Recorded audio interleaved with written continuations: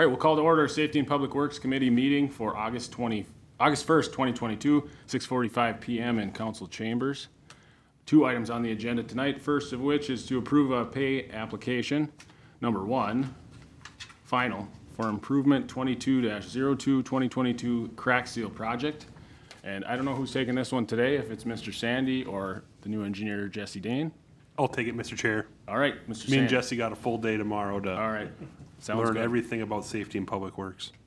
Thank you, Mr. Chair. So in front of you tonight is the final pay app for improvement 22-02, which is our annual crack sealing project.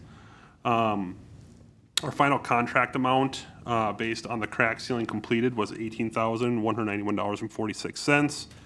We do purchase the crack filling material ourselves through the state contract. You can see the total purchase there of $8,212.50. We budget about $25,000 a year in our capital improvement plan for crack sealing, a pavement maintenance technique. So what we do is we basically let the contractor run out the crack filling material that we have. And so they did go over on the amount of cracks they sealed. And so that's why you see a little bit of the contract increase over that $25,000 amount. It's not really an exact science. You go out and try to estimate the best you can how many linear feet of crack 11,250 pounds will seal, and sometimes you're low and sometimes you're high. So in this circumstance, we were obviously a little bit under. That's why the small overrun of about $1,400 on that contract. So what we're recommending tonight is approval of that final pay app to Midwest Asphalt Maintenance, the amount of $18,191.46. Again, we budget about $25,000 for that improvement.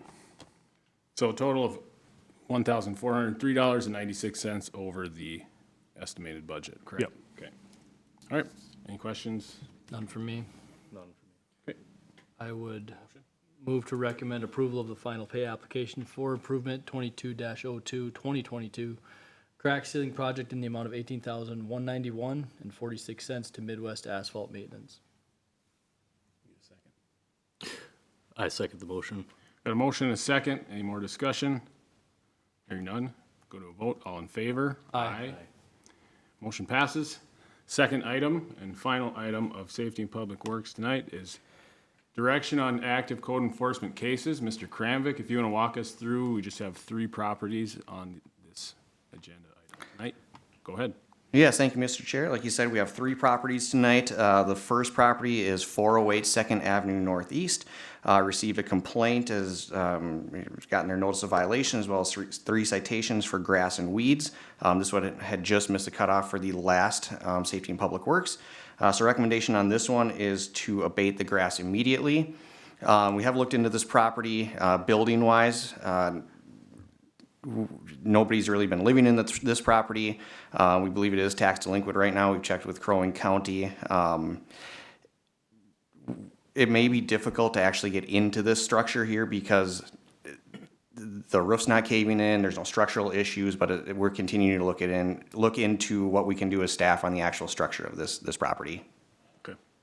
Once the 4-foot tall grass gets mowed around this, we might have some more visual issues that we can look at and evidence, I guess. That's correct. Staff at that. But yeah, we did talk about the structural integrity of this building. You can see in the picture right there, it's obviously got some issues. So as long as we're following up with that, that's good. Go ahead. Okay. The next property is 430 C Street. This is for exterior structure maintenance. This one is a rental property. Our housing inspector has been in contact with them. They're continuing to work to try to fix this item. But in the meantime, still has not been fixed. They have received their notice of violation as well as 3 citations. So until something would get fixed, we are recommending staff issuing $300 citations every 30 days until November 1st. Any questions about that? If you want to pull up a picture of that one too, Sean. So obvious maintenance issues on that one, but they haven't even tried to contact or return. Yes, and, we may be able to work with them and potentially waiving citations, or, if it doesn't get fixed, we might have to look at the rental license. But in the meantime, continue the citations until the property gets corrected. Thank you. Anything else, guys? Next one, go ahead. And the last property is 915 Laurel Street. This property has two issues with it. The first issue is junk and debris. So they've received their notice of warning as well as their 3 citations. Staff recommendation for the junk and debris, it's mattresses, various items on here, is to issue a 10-day order to correct letter for the junk and debris and begin working with the city attorney for abatement. The second issue is inoperable vehicles, unlicensed. Staff for this one is also recommending issuing a 10-day order to correct letter for the vehicle and begin working with the city attorney for abatement. Have we heard back anything from the attorney as far as how fast or how quickly we can move forward with the abatement on this? We have not. We've had conversations. He does think that we'll be able to do it, especially with some of the mattresses here and the vehicles. But that's a process we're still working through on that one. Okay. And this one has been an issue for I don't know how many years. This property has been an issue for a number of years. Recently went through foreclosure and was purchased back from the county That's correct. By the same owner? by the same owner. And so we're just potentially looking at dealing with the same thing in perpetuity. So if there's not something we can do to step in, then I don't know what the answer is, but we gotta clean that property up. So I would strongly suggest we get on that abatement as soon as possible. Some of that, you would imagine, could be considered health issues too, You could. you know, mattresses. And again, we don't know what the inside of this building looks like, but from the outside of the building, you can tell there's probably issues in there too. So start with the abatement on everything outside, and we'll go from there. All right. Thank you. Mr. Mayor? Yeah, I just have a question on the first one there on the 408. The roof of that structure, it appears to be completely disheveled, we'll refer to it as. Why is that not a part of this? It has started the citation process now, but with the roof still in that condition, it would be difficult to actually get into the building, from what the building inspector said. But you've started the citation process for the roof itself? We have.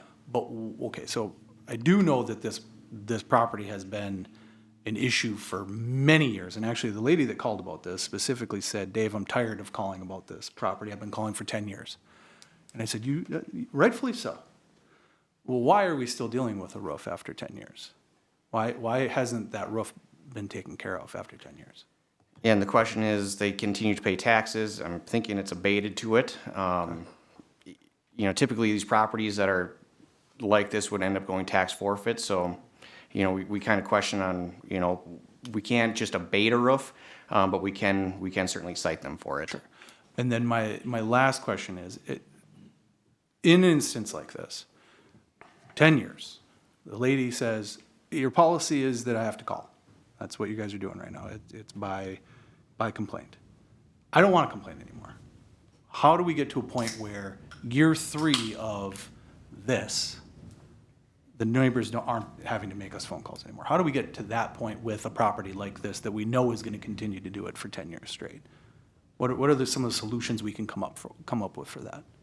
I can certainly talk to the city attorney on that. We could look at, potentially doing some type of code redrafting of our current code right now to, potentially take care of maybe grass and snow.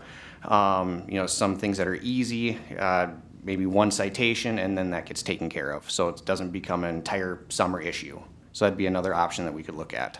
So there is a way that we could create a policy that says, January 1st, we're going to send you your notice saying, hey, you're not going to take care of this, you need to take care of it, and we're just going to take care of it for you. That's correct.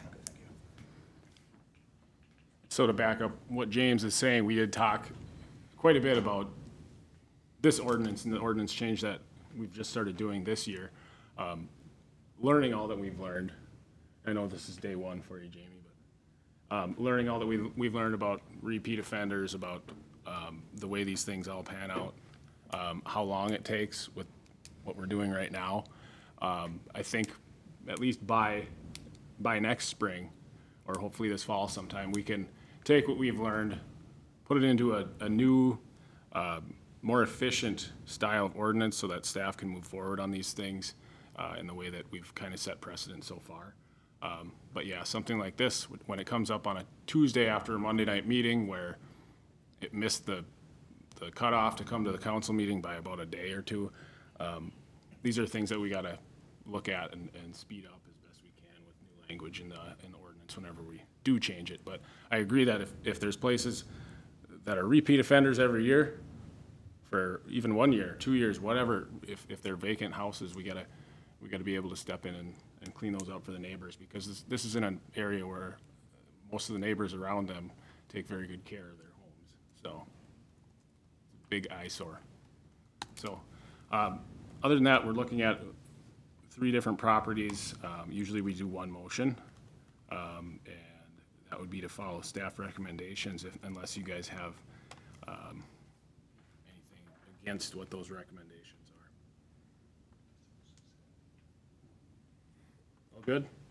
Okay. You want to make your first motion? There you go.